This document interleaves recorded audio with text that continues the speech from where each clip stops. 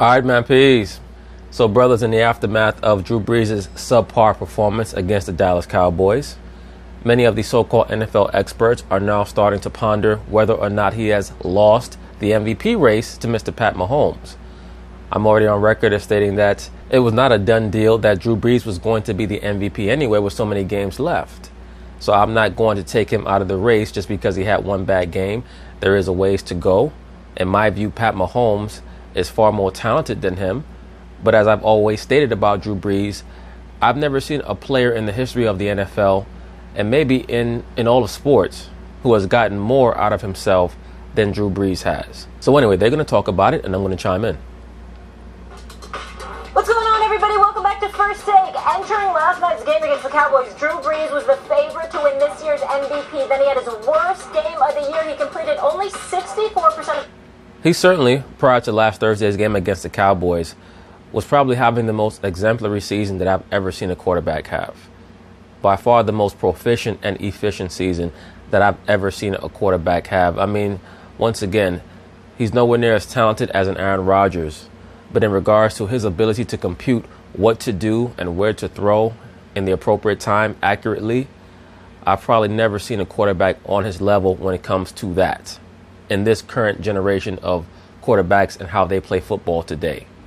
I would love to have seen how Dan Marino and Warren Moon and Joe Montana would fare today, where you can't even touch the wide receivers. 4% of his passes, which was his second lowest of the season, threw for 127 yards, which is his third fewest yard total since joining the Saints.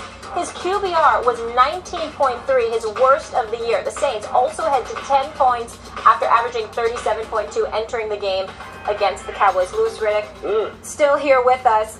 Stephen A., in all seriousness, though, did Drew Brees cost himself the MVP last night?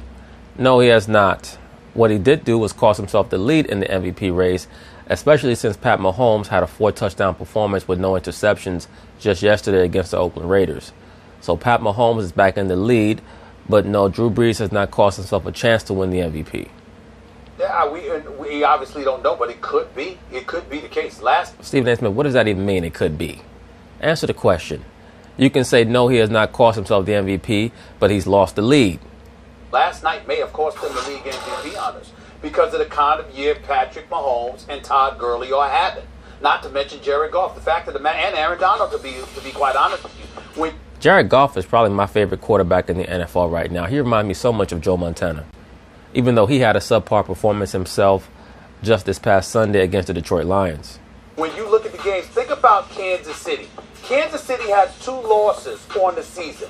One was a 43-40 loss to New England, where Patrick Mahomes put on a show in the second half after struggling in the first half. The other was a 54-51 outcome against the Los Angeles Rams, in which he nearly threw for 500 yards.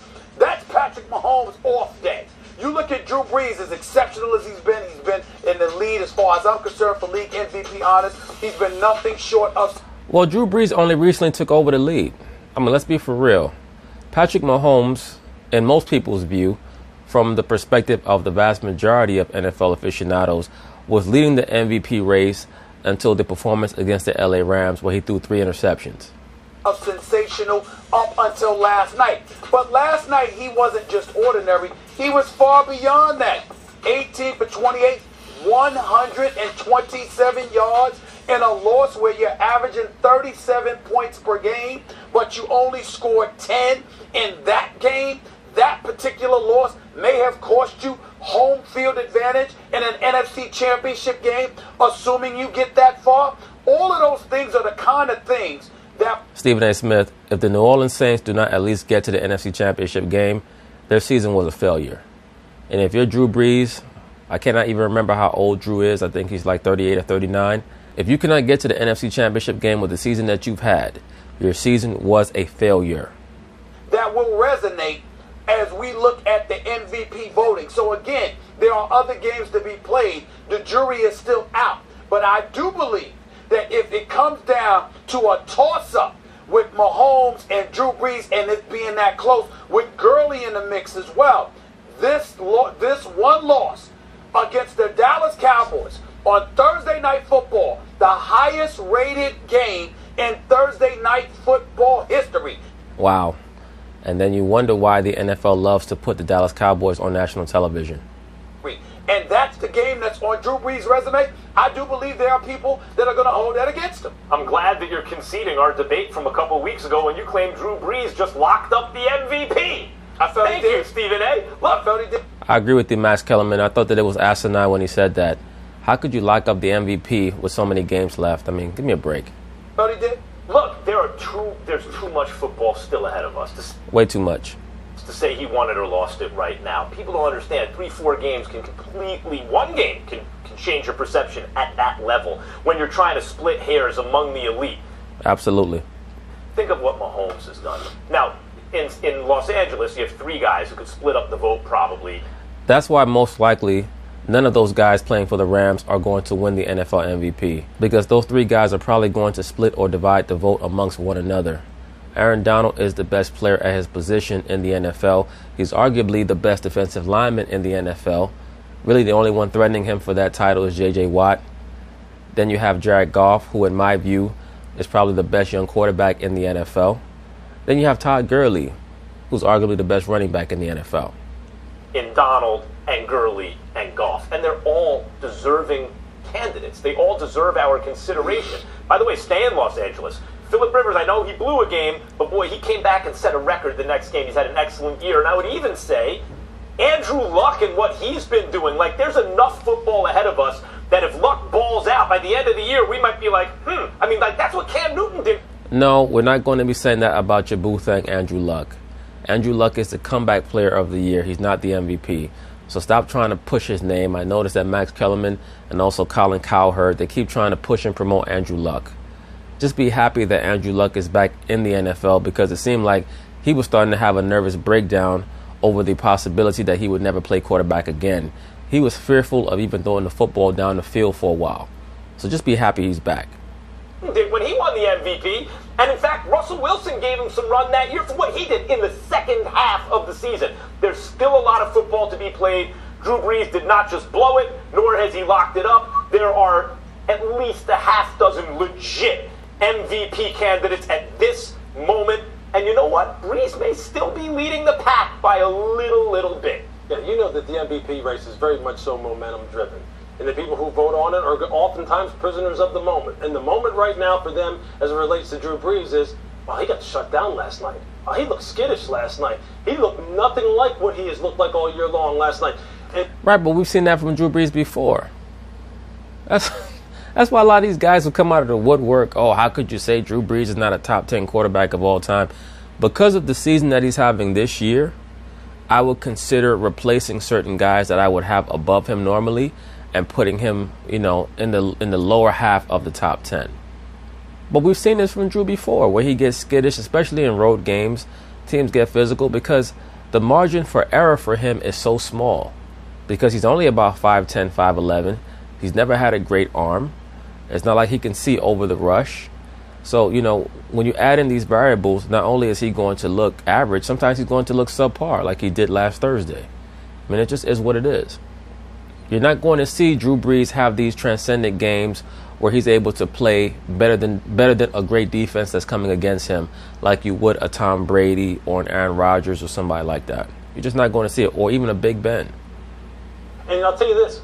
Think about Patrick Mahomes' year. Have you really had a moment so far this year in 2018 where you said, Patrick is off, he looks like a rookie, it just looks like it's going bad? None. Never. Not once. Other than maybe those last 2 drives against the Rams. That's it. Bad for him. Here it looks like where he's regressing a little bit. Now he's looking like, well, not a rookie, but now he's looking like a guy who's a first-year starter. You haven't seen that in him. Have you seen that in Jared Goff so far this year? Remember, when they went head-to-head, Jared Goff was the one who made the money throws. So he has to be right up there at the very top. Absolutely. Jared Goff is a beast. No question about it. Aaron Donald, remember that game against Kansas City? If we want to talk about signature moments, he took over that football game. And then those guys, and that team in particular, they're going to be playing a game here soon in a week against the Chicago Bears that may top all of the games so far this year as far as contrast in styles, strength versus strength, high-powered offense versus shutdown defense. So if Jared Goff balls out there, he can absolutely separate himself from the rest of the pack in that game too. So can Aaron Donald. I think that the Detroit game has really hurt Jared Goff, though, because he had an outside chance as it was. But then for him to have that subpar performance, unless he comes back over the next 4 games and averages like in the upper 300s passing, high proficiency, no interceptions for the rest of the season, he's pretty much out of it.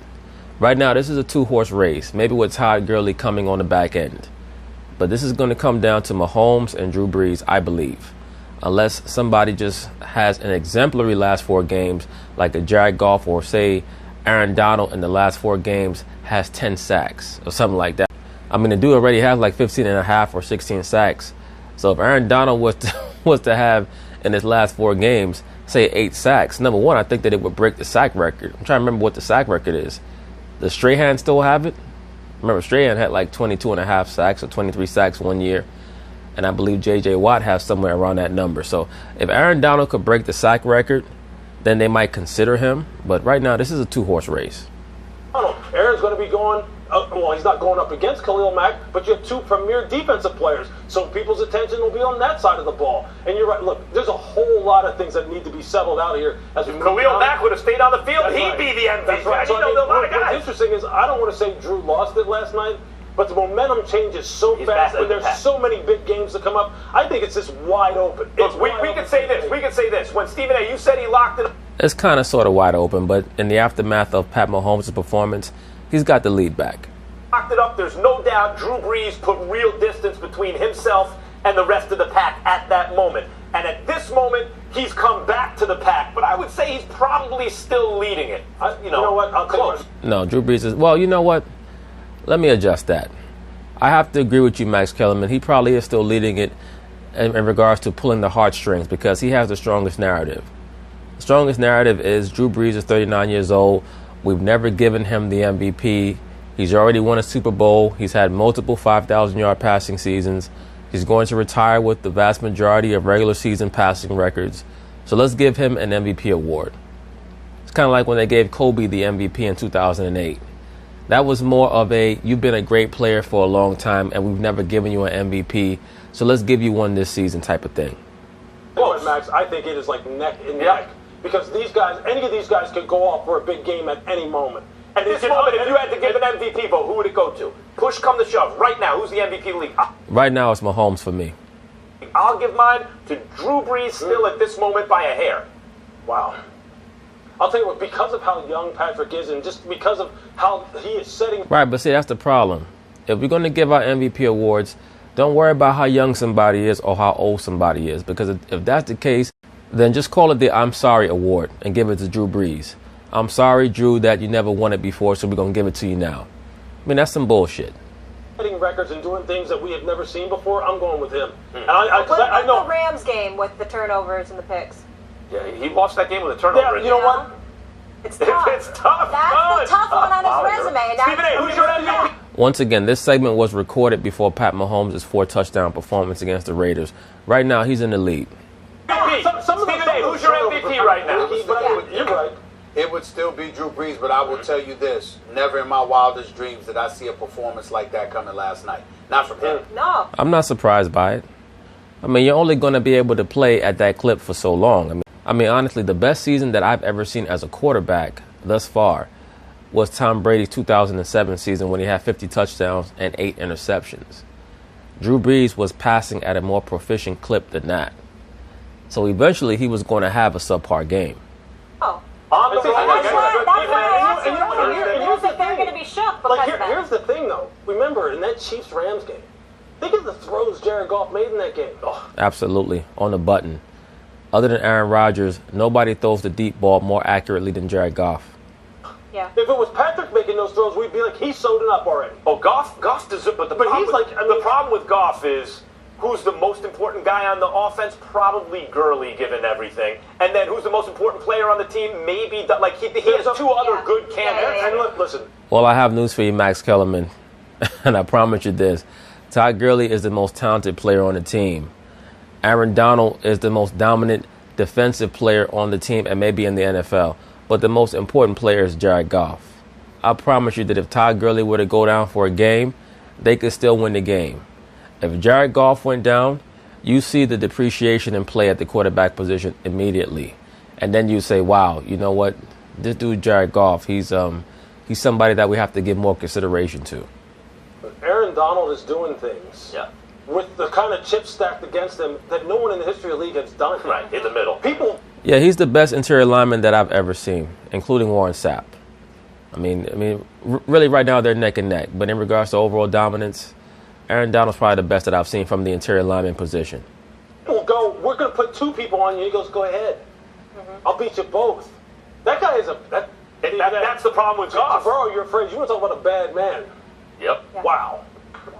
That's the problem. In LA, you got 3 guys, and I think they split that up. I don't think any one of them wins it. Yep. Basically, Yeah, it's kind of like the Golden State Warriors effect. I think we all agree it's still wide open. All right, Lewis. But anyway, that's basically it on that. We'll see what happens with the MVP race and if Drew Brees can rebound. So peace.